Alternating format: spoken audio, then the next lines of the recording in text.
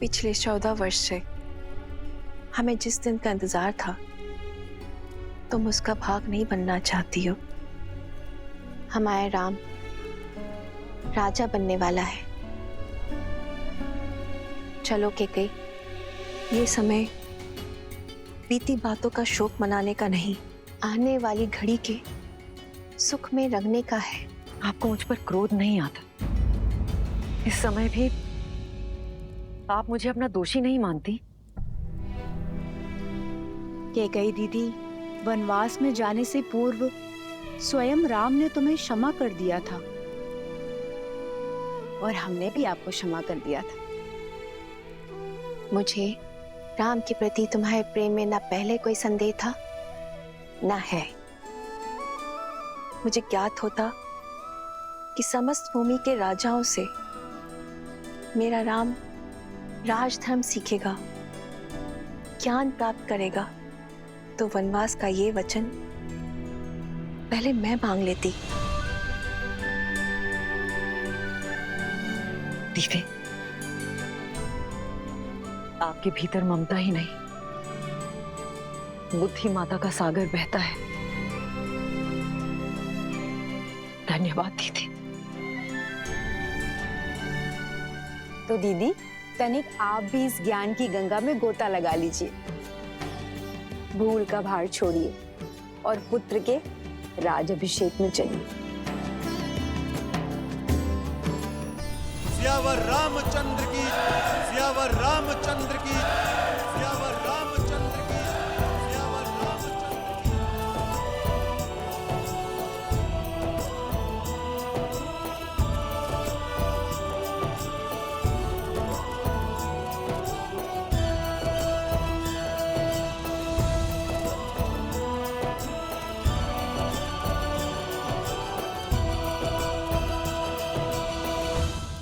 सियावर रामचंद्र की, सियावर रामचंद्र की, सियावर रामचंद्र की, सियावर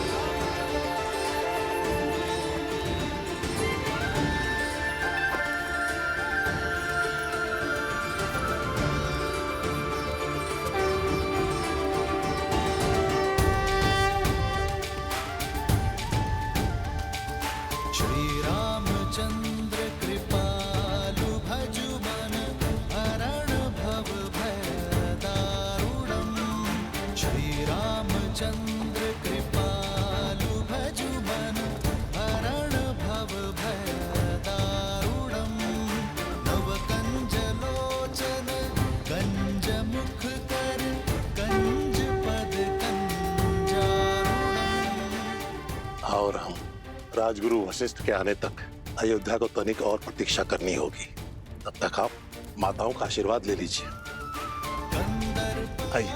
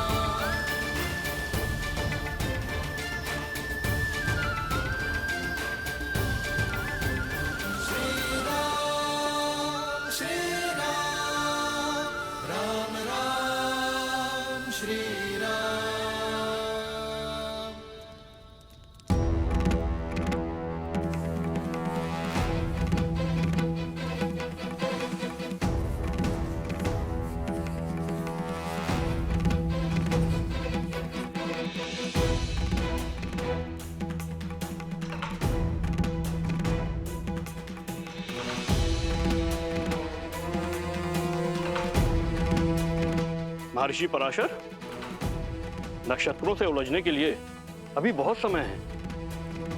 राज्याभिषेक में आपकी प्रतीक्षा हो रही है ऋषिवर।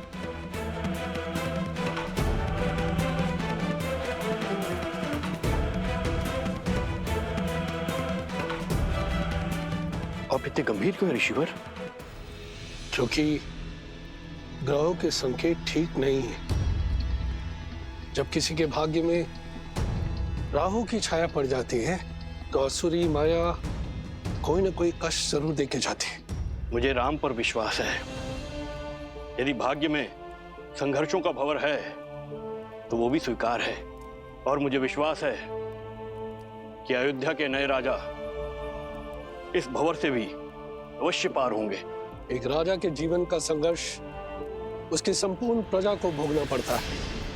इस राज्य अभिषेक के समय की कुंडली में ये स्पष्ट है कि एक महाअसुरी शक्ति अयोध्या में प्रवेश करने वाली है।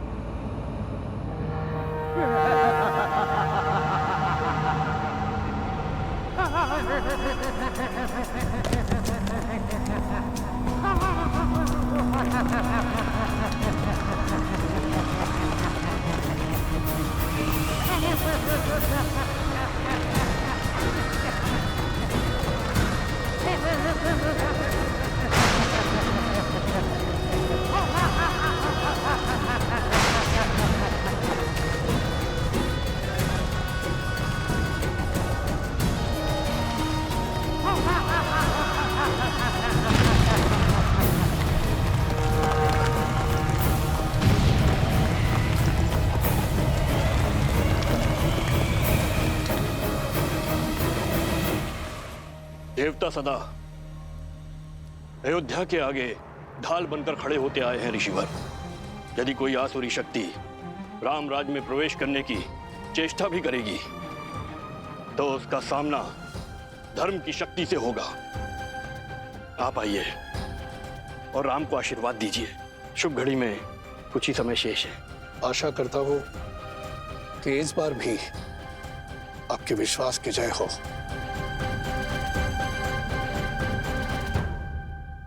आइए। चलिए।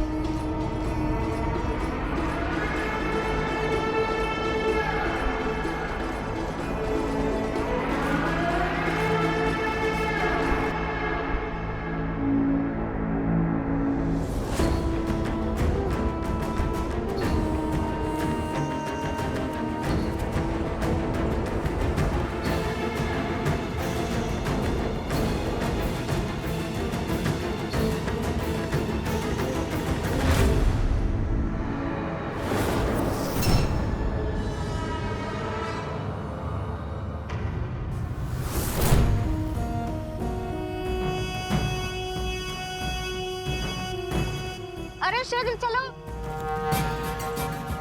आज अभिषेक का समय हो गया है।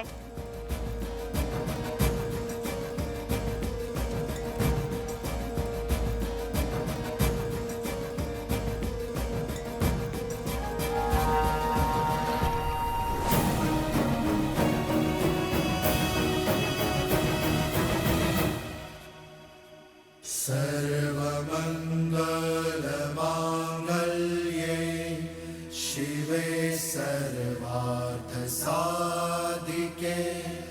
शरण्ये त्र्यंबके गौरी नारायणी नमोस्तुते।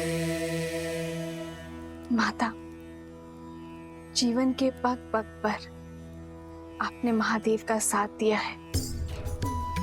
आशीर्वाद दे कि वैसे ही मैं भी सदा अपने श्री राम का साथ दे सकूं। सुख दुख की हर घड़ी में मैं राजा राम की पत्नी के रूप में सभी दायित्व निभा सकूं। नमस्तस्यै नमो नमः।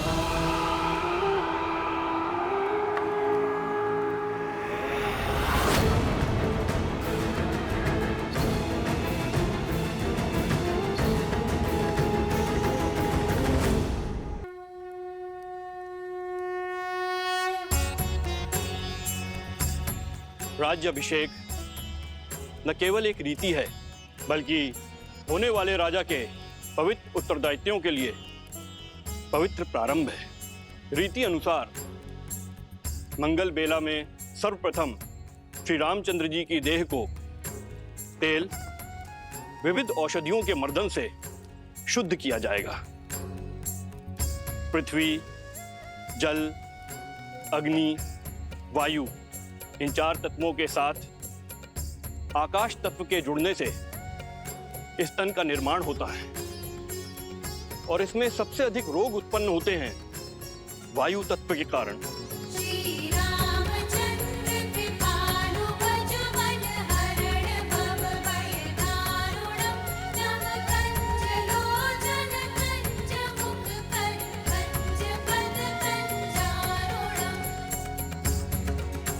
वायु न केवल चलने या कार्य करने की शक्ति है, बल्कि मन में उत्पन्न होने वाले विचारों की अभिव्यक्ति भी है। मन के मैल के कारण ही समस्त संसार में पाप, अपराध और दुराचार होते हैं। अतः मंत्रों से मन को बांधकर एवं तेल के मर्दन से वायु तत्व को शांत किया जाता है। पश्चात यह मन स्वच्छ हो जाता है और जिस राजा का मन स्वच्छ हो वह धैर्य और सहनशीलता का पर्याय होता है।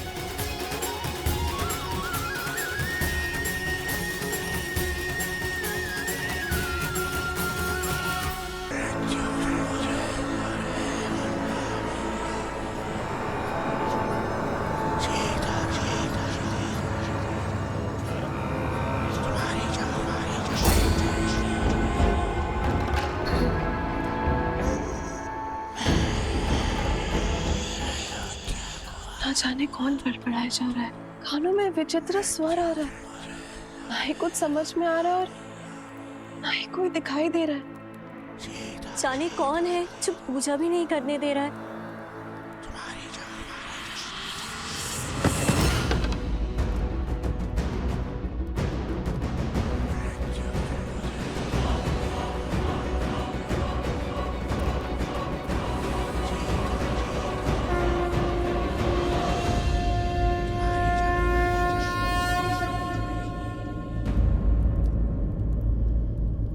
क्या हुआ उर्मिला, इतनी विचलित क्यों हो तुम? दीदी, आपको ये ध्वनि नहीं सुनाई दे रही?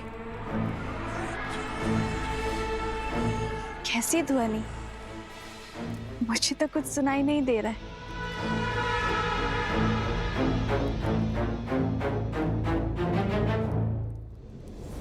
क्या ऐसे मेरी शक्ति, मेरी उपस्थिति का आभास तक नहीं है? क्या कोई हो सकता है इस संसार में जो सहस्त्रमुख रावण की शक्तियों से प्रभावित ही न हो?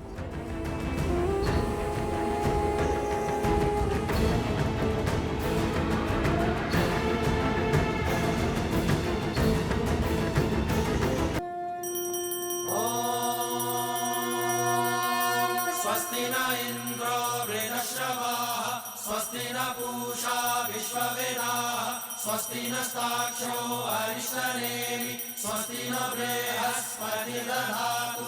ओम शांति शांति शांति। तेल के मर्दन से वायु तत्व शांत हो जाता है। तन के साथ साथ मन भी स्वच्छ हो जाएगा ताकि राजा सदा उचित मार्ग को चुने और धर्म का पालन कर सके।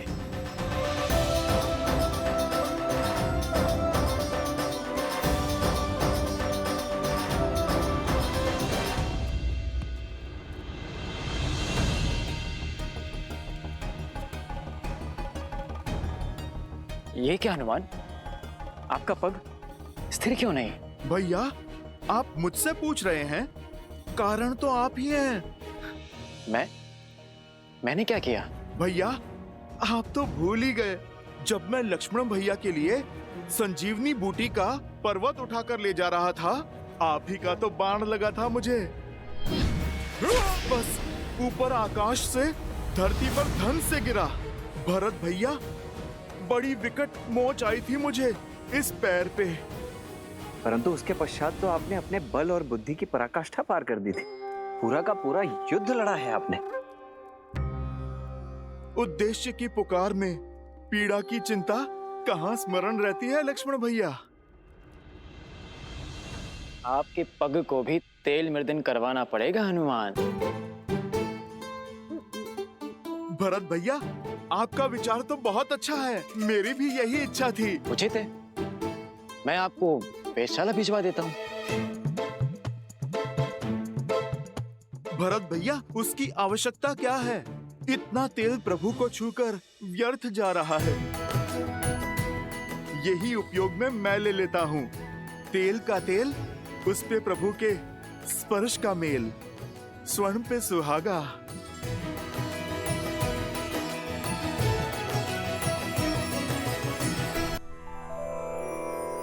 श्री गुरु चरण सरोज रज, निज मनु मुकुरु सुधारी, बरनउँ रघुबर बिमल जसु, जो दायक फल चारि। यही तेल प्रभु श्री राम को स्पर्श करके आया है, मेरे तन और मन को स्थिरता दे सकता है।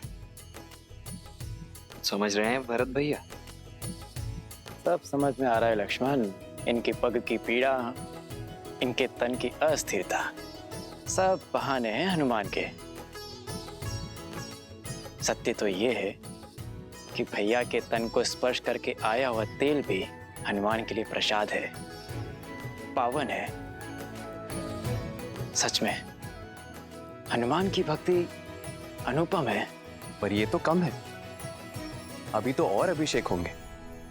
भैया को माटी भी लगाई जाएगी। क्या हनुमान वो भी अपने तन में मल लेंगे? कहीं या विचित्र दृश्य ना प्रस्तुत हो जाए। उचित कह रहे हो शत्रुघ्न। भ्राताओ, बहुत बड़ी भूल हो गई हमसे। सीता भाभी माँ के साथ ही रखना चाहिए था हनुमान को। अब और न जाने क्या क्या खेल दिखाएंगे ये। भरत भैया, जो पहले ना हो सका वो अब भी तो हो सकता है। अर्थात? हनुमान जी, एक कार्य तो शेष रह गया। हमें शीघ्र भाभी माँ को यहाँ बुलवाना होगा। वो क्या है कि भैया के शीश पर जब अयोध्या का राजमुकुट सजेगा तो उन पर प्रथम पुष्प वृष्टि करने का अधिकार तो भाभी माँ को ही है ना। तो समस्या क्या है लक्ष्मण भैया? प्रभु के कार्य में कोई भी विघ्न नहीं आएगा। राम लखन सीता सहित, हृदय बसहु सुरभि।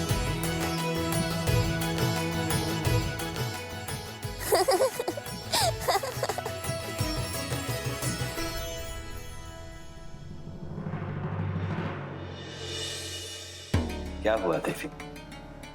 इस शुभ अवसर पर महर्षि पराशर के गंभीर मुखमुद्रा का कारण सोच रही हूँ। कदाचित उन्होंने नक्षत्रों और नियति की चाल को पढ़ लिया है। स्त्री के सम्मान का प्रश्न है महादेव। मुझे सीता को दिव्य सिंदूर रूपी अस्त्र जाकर देना ही होगा। माता, दिव्यता का सिंदूर से क्या संबंध? सिंदूर न केवल माथे पे लगा लाल रंग है और न ही किसी स्त्री के विवाहिता होने का प्रतीक। स्त्री अपने मांग में सिंदूर के साथ विवाहित जीवन के सुख, समृद्धि और स्वास्थ्य के रंगों को भी भरती है। सिंदूर एक ऐसी ढाल है जो सभी प्रकार की नकारात्मक ऊर्जाओं से पति और पत्नी के संबंधों की रक्षा करता है, भीतर और बाहर के सभी द्वंद्वों का अंत करता है। जिस प्रकार श्री राम को युद्ध के समय भिन्न भिन्न प्रकार के शस्त्रों और अस्त्रों से सुसज्जित किया गया था, अब समय आ गया है देवी सीता को भी वैसे ही सज्ज करने का, क्योंकि शीघ्र ही एक और असुरी शक्ति चुनौती देने वाली है। और इस बार युद्ध केवल श्री राम को ही नहीं, देवी सीता को भी लड़ना होगा। आप जाइए देवी, समय अत्यंत कम है।